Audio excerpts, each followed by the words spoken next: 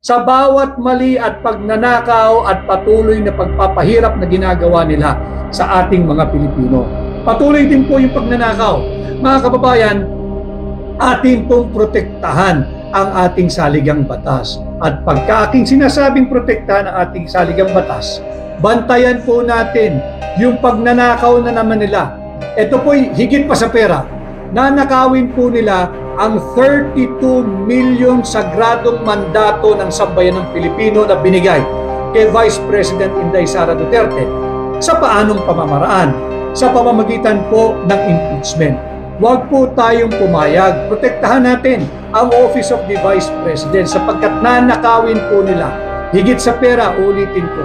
Kung lalagayan ninyo ng halaga ang 32 milyong sagradong mandato ng sambayan ng Pilipinong bumoto kay Inday Sara, higit pa po sa trilyon yan dahil ninanakaw po ng iilang elitistang mambabatas ang Vice President's position mula kay Inday Sara. Huwag po tayong pumayag.